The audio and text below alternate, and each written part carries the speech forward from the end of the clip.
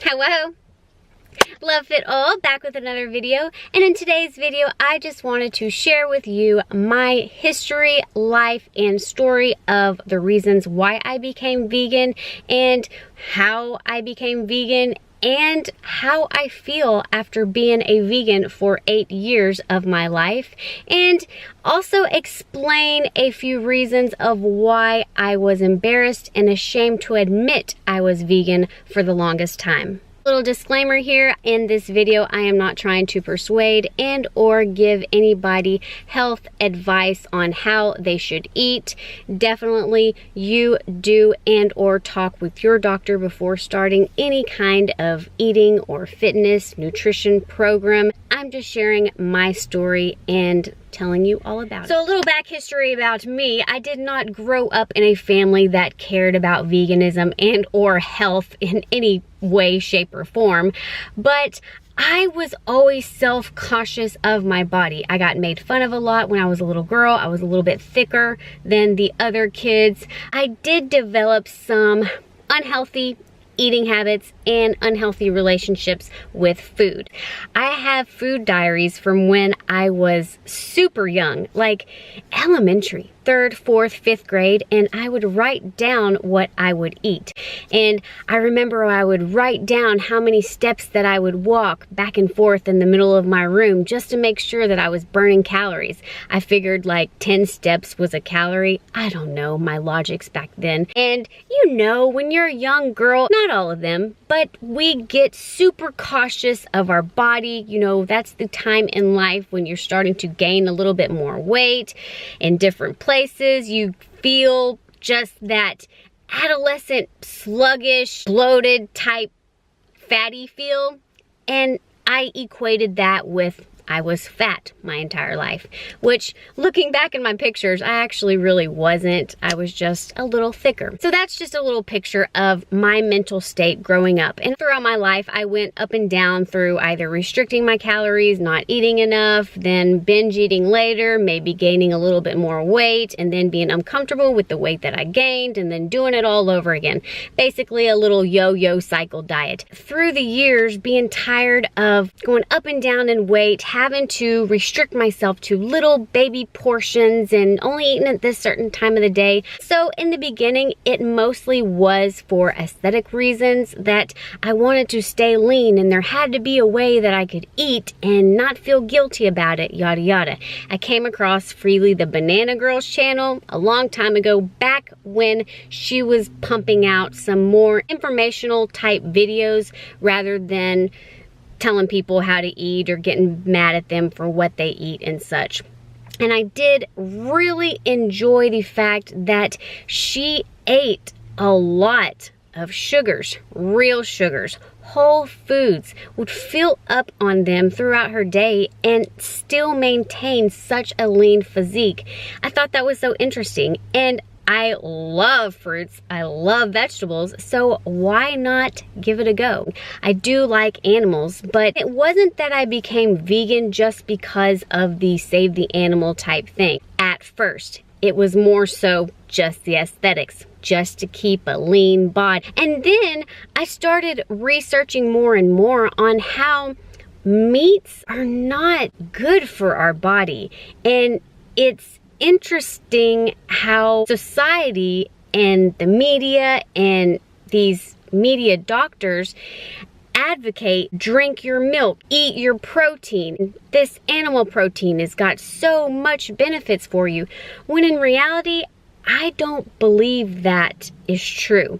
If you do, that is totally fine. And if you eat meat, that is totally fine. I am not bashing you and or telling you how you should eat, or even trying to persuade anybody to eat the way I eat. I'm just telling you, I genuinely enjoy it, and I really think that it helped me with my bad eating habits, unhealthy eating habits, my unhealthy restriction, gaining, yo-yo dieting, never being satisfied, always being hungry. And what veganism did for me was it made me so healthy that I craved more of it. It's amazing the energy that you get from eating all these carbs. And I don't understand doctors in society trying to persuade people that carbs are bad and you can only have this amount of sugars, fruit sugars, or even still bad, and yada yada. It's fruit. It is grown from the earth, given all these essential vitamins, minerals, and nutrients, but yet these doctors are pushing chicken and beef, and you want to limit your vegetables and you want to limit your fruits, and I will never, ever, ever understand that. Then I started researching more and more on the animal industry and the humane ways that they kill our animals, and or the inhumane ways that they kill these animals. And when you look at life, no matter what being it is, as life, you just make the connection. It's almost weird, yet wrong, how we have been convinced and persuaded to think that it is okay to produce meat, make more, and make this mass production of life just to kill it for our satisfaction of taste. We have all the fruits, vegetables, vegan meat, vegan cheeses. We have all the abundance of what we need: rice, beans, lentils, nuts, seeds, that we're okay. We don't need to continuously produce all these animals just to kill them.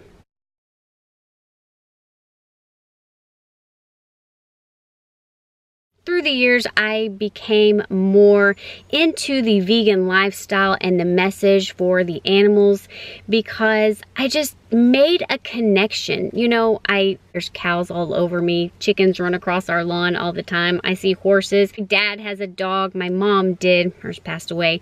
But you just look in their eyes and it's life. And no matter what life it is, it doesn't seem logical to kill it in order to provide us a nice taste in our mouth. We have to eat meat because if we don't eat meat, how else will we get our protein? There is a lot of ways that you can get protein, and just because you get rid of your meats does not mean you are going to be protein deficient. Have you ever heard of anybody being protein deficient? I haven't.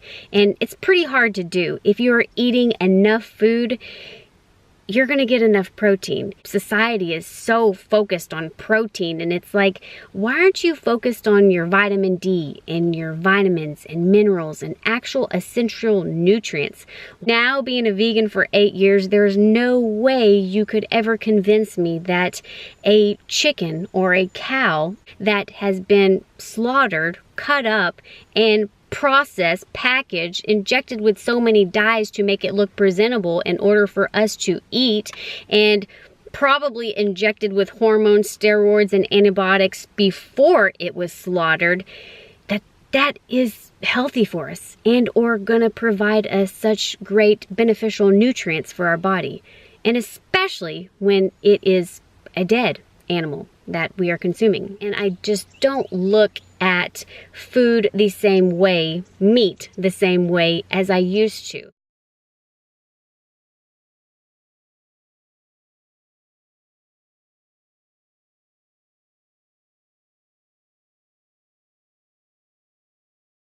A lot of people, I just think, are unaware of the process and or just don't really want to think about what they're actually consuming, and or just don't really care, which is fine. That is their body, that is their life. Which is why one of the reasons that I was ashamed and hid my being vegan for the longest time from people was because I didn't want them to think that I was such an animal activist that I was going to shun people for eating meat and or that I judged them. I just didn't want that title. That it's odd that you get a lot of backlash from just being a vegan. Just because you choose not to put meat in your body. All of a sudden people become this health professional that it is better for you to eat meat because of the protein, and or you need meat because the vitamins, minerals, nutrients, and such, which is weird because there's no better vitamins, minerals, and nutrients than the earth, plants, vegetables, and such. Another reason that I was quiet on being vegan is just because I'm not a very confident person in general, and when people come at me with their beliefs and opinions, I just kind of let them talk. Okay, that's great. You can tell me that I am ridiculous for saving the planet and not eating a piece of meat. That doesn't make sense. Because if you didn't know, you actually save a lot in grains, feeds, water, pollution, whenever you choose not to eat meat. I have suffered with migraines my entire life, and I was on a dire help to figure out why I was getting them, and I just never wanted to be on the pill to make me not get them. I don't think any type of medicine long term is good for you, and these medicines that they were trying to force on me to not get migraines, I knew there had to be a better reason. I knew that just masking the symptom was not going to help me. Hands down, becoming vegan, transitioning even, I got less migraines, far less migraines than I used to. I used to get one like every week, and it was no way to live. And these weren't migraines like, ouch, I've got a headache. These were like laying in bed, can't see, literally. My arm would go numb, my face would go numb, thinking that I'm not going to be able to see and or have a feeling in some part of my body, throwing up, ridiculous amount of pain, like a knife was jammed into my head. So fast forward to my transition after being vegan, I rarely get a migraine. Once in a blue moon, maybe once in a year versus once every week. I used to suffer with hardcore allergies, couldn't breathe, runny, itchy eyes and such. After being vegan, I 120% have not had any type of allergy issue. Every once in a blue moon, I'll have some sneezes, maybe my nose will be a little itchy and whatnot. Nothing like it used to be. Another thing I've noticed after being vegan, my body just feels healthy.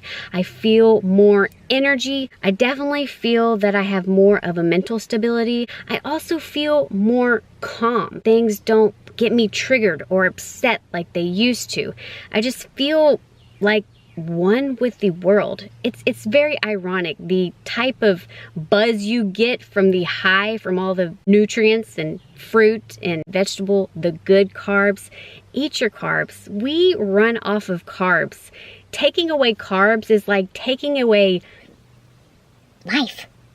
I used to suffer a lot with being bloated and such, and I think that was due to just having too much meat. It's hard for our bodies to digest all that protein. Meat's tough. I mean, chew and chew and chew and chew, and you're still trying to get it down to a condensed form that is good enough to swallow. My belly has not been as crazy and fuming and spontaneous as it used to be. So that concludes my vegan lifestyle story, history, and what it has done to my body, benefited me in those ways, and reasons why I was ashamed of it for a very long time. I really hope you did something great for your body today, and I really, really hope you at least pay attention to your health. Focus more on putting things in your body that is going to provide you the most benefits from vitamins, minerals, and nutrients. All right, talk to you later.